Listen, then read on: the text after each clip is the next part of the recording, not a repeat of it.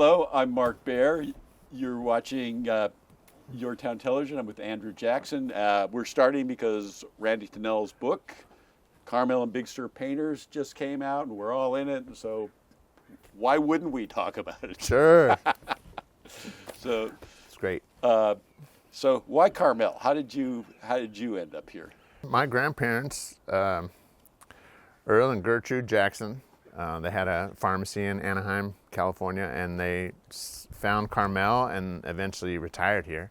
And so they had a little tiny cabin, and then they extended their porch, and they extended a master bedroom and retired here in late 60s. And I was born in 1970, and I was told in my baby book records it that the first time I ever laughed was in my grandfather's arms in Carmel, California. I visited every summer my whole life, and sometimes took the train, but my grandfather was very outgoing, and he shook the hands of every shop owner, and he would introduce Andrew Jackson, his grandson, to everyone up the street, and I fell in love with it, and I met all these crazy artists, and sometimes he would have conversations while he would push me to the back of their studios and I would look at their amazing studios, and I would be in awe. And how old are you? When he shoved me through Roberto Lopetti's curtain, there was a beaded curtain where he would paint in the back. I think I was like 12, no, probably 13, and there was his model was back there. I don't know if he knew it or not, but there was this live nude model back there that they were talking, and I was like, I want to be an artist. That sealed the deal. I was like, this is amazing. What a mystical experience. Yeah. It was, and incredible. But and then I worked in a factory in Anaheim at 19. I saved a bunch of money, and I was going to open up a Subway sandwich place. And that was my career path. And I came to Carmel, stayed in my grandparents' house, which my aunt owned, and I stumbled upon this artist, and I was like, that's how my dreams look. And I asked him if I could learn how to paint, and he said, show me how you draw. And I go, I don't draw. I just want to paint like that. And he said, get out of here. It's like, anyways, I commissioned him. I learned I want to watch him paint my painting that I commissioned. I drove up from Anaheim all the time, and I watched him paint it. And the same time I was making these little shitty paintings, and when I came to pick up the painting, final payment, I showed him my little paintings, and he goes, "Oh, class just began. If you want to learn more, that's great." And I go, "Good," because I just moved up the street, and I was here. I learned how to apprentice. I learned how to mix colors. I met other artists. I met other gallery owners, and I wanted it. All of a sudden, I wanted it, and it was the only thing that ever came easy to me was learning how to move these brushes and make things that make my dreams go on canvas. And I was like, I found it. So you found yourself pretty young then. 19. That's pretty good. Hey, as good as I get. Yeah, yeah. And so it begins. Yes. So this leads to style, and that doesn't come immediately. No. So what's the process to find a style? Well, I found out how not to find my style, which was I was young, and I mimicked my teacher, and I became this younger, cheaper version of my teacher, and I didn't realize what I was doing, but I was doing these seascapes, and it emulated what I had learned. And by 23, I opened my first gallery in Carmel, and I was at that time really young for a gallery owner, and I rode my BMX bike to my studio, and it was just kind of surreal. It took me a couple years, and I closed my gallery to go to art school in New York. I went to Art Students League, and to find my style, because it came to me that I was not me yet. So I went to this school, and Harvey Dinnerstein, the resident master, was just avoided me. And then the last day I said, "Hey, I'm going home. It's been great, but could you take a real critique of my work?" And he goes, "Look, man, your eyes have been open your whole life. Trust them. It's obvious you know how to mix color. Trust it." And so I came home, and I exploded, and I put down everything I knew. I mixed out some colors, but not what I would normally mix. And I went nuts on a 6 by 8 foot painting, holding my wife's photograph of a blurry bar scene. And I got a migraine, my first migraine. And the next day I looked at this painting and I was like, that's it. Let's keep going forward with this stuff. That feels good. Now, the other thing that I do know, so when you started that gallery when you were young, Yep. and New York, so you've had a lot of experience with a lot of variety of art and a lot of variety of artists. Yes. And you also have a good eye for art that you don't, some artists only see what they do. Right. Your tastes are eclectic and pretty sophisticated from a pretty young age. Yeah, I have been able to trust that I have good taste in what I say is good, and I don't know where that formed in me. My grandparents, I have a pretty wide scale of grandparents. My mom's side was in Compton, and he made Chryslers on the line, and my other grandfather went to Pepperdine, went to pharmacist, and retired in Carmel. So like this wide gap of scrutinizing taste, and I formed my own really young. And I think my first piece of art I tried to buy was an electric chair by Andy Warhol from Martin Lawrence Gallery in the mall in Buena Park. Yeah. So very different than what you do, but you had always had a contemporary eye. Yeah, I love it. I've always bought art more than I would sell art, and it was good. And that's a bit of a clue about your work too, because you do nocturnes, you do buildings, you do realistic pieces, but they're dreamy, Yeah. and there's memory in it, Yeah. and there's romance in it. It's very romantic, but it's not. It's not sappy. No. But it's a kind of alluring, and it's distinctive. Thank you. And it's hard to be distinctive. Yeah.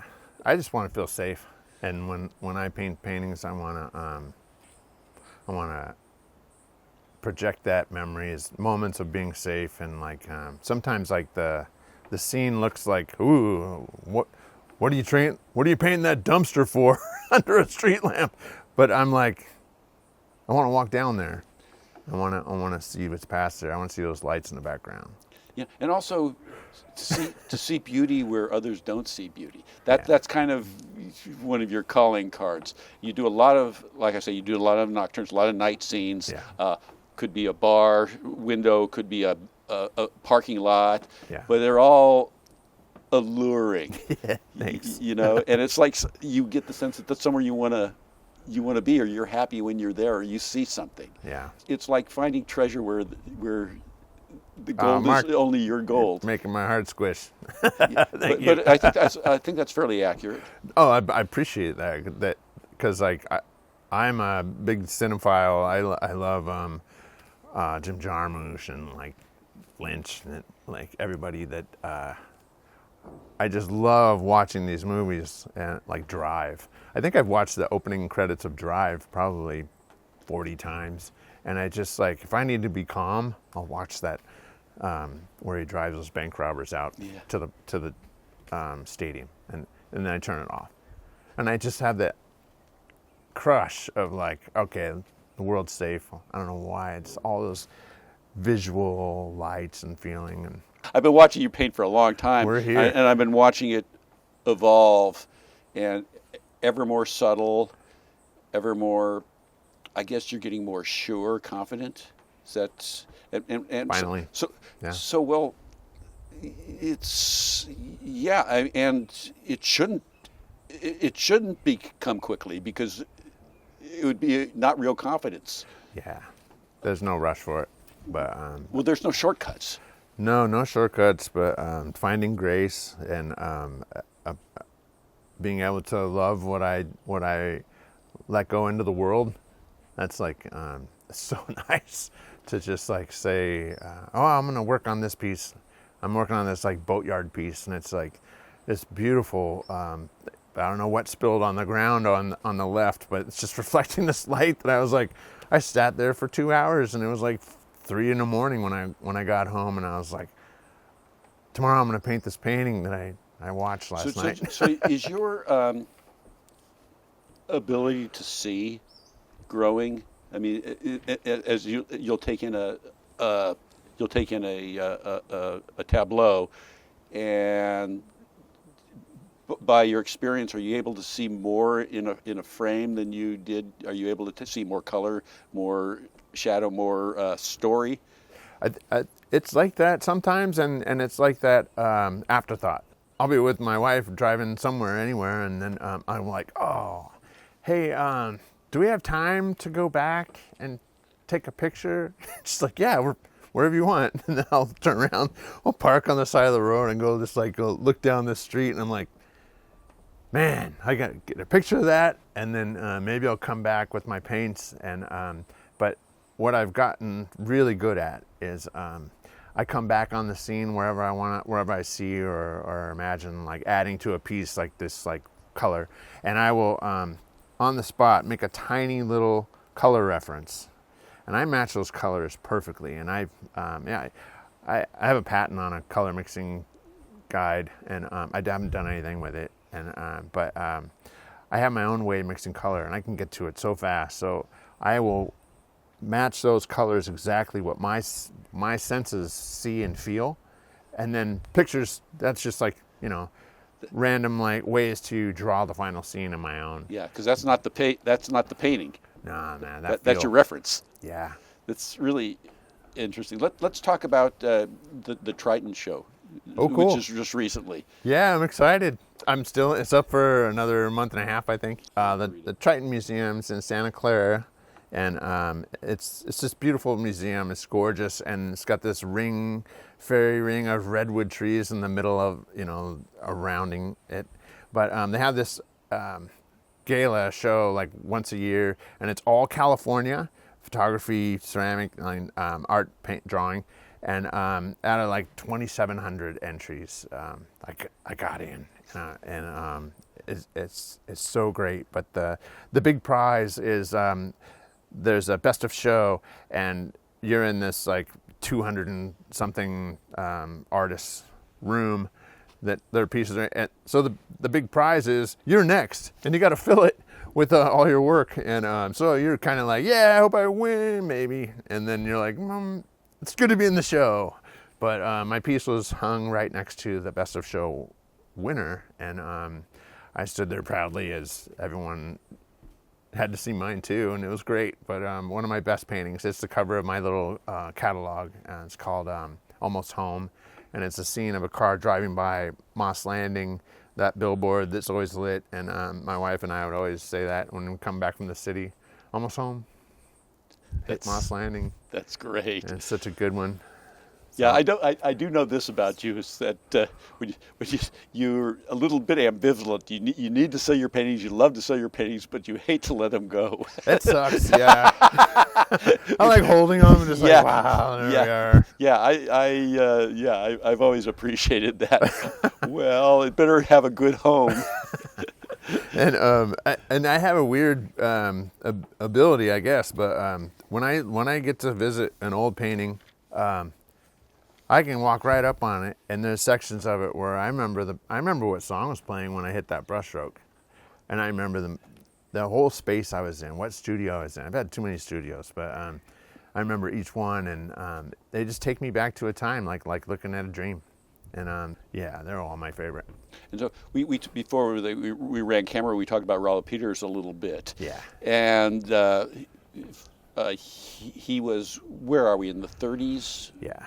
Early Monterey painting, who painted these gorgeous nocturnes, and was kind of a historic. And you're a bit in that tradition.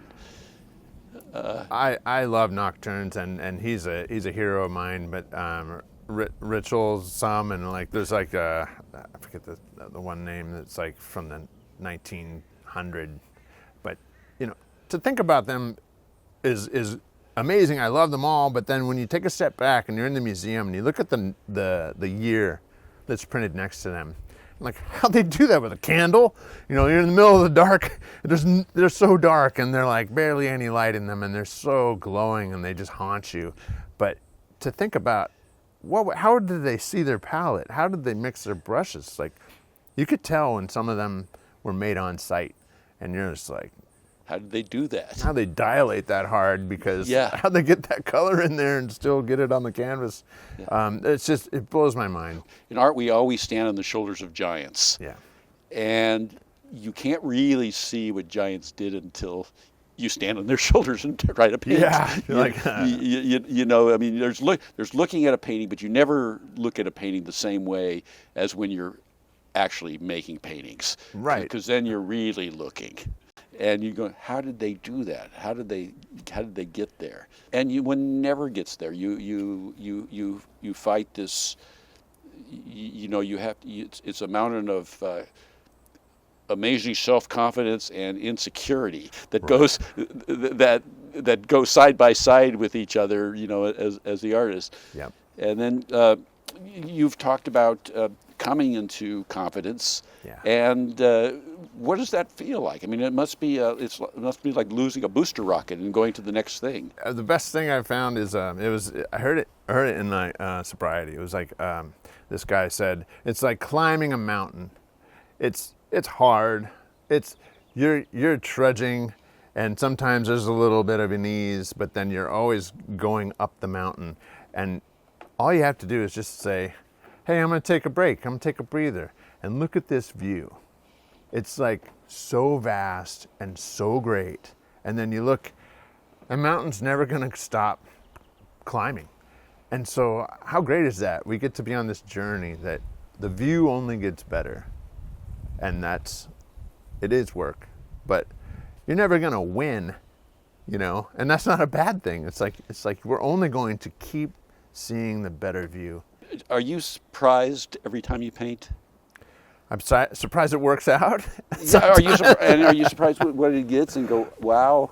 I mean, do you go wow at the end? Sometimes I push it and I'm like, oh, I'm going to mess this up if I try to go any further, but let's do it anyways. Just tear it up and see, you know, if this folly will come and lift me up higher, you know. It gets a little bit of, like, that rush is, like, addictive, because I want to see who's painting this painting. Because at one point, it wasn't me. And then I'll have this accident where I'm like, ooh, that's Stan. I don't know who did that, but that's a winner. And then I love allowing any accident that there is. I'm like, ooh, thanks for helping me. Yeah, let's go. Embrace accidents. It's so good. Yeah.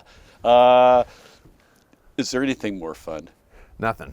Nothing, man. Nothing. And I try like hell just to get back to the studio, and without the things that tie to us, you know, if I could shake off like, I got all my bills paid this month, this painting's gonna be the best, and then I just go nuts because nothing's gonna like, and I play the music really loud so I don't have to hear that critic, because the critic's always there saying, you sure you want to do that? Just crank them out. Yeah, blast it, and it's like all kinds of music, and I just get to be free, and it's like the best feeling ever. I've never found anything like it. I'm so grateful I'm not good at a lot of things, because this is the one thing I'm good at, and I'm like so grateful there's nothing else to confuse it with. That's all I want to do. Well, it's pretty fabulous stuff. Cool, man. Andrew Jackson, and here's Randy Fennell's.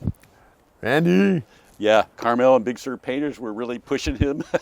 Go look Congratulations. And we're out of here. All right. Cool, man. Thanks.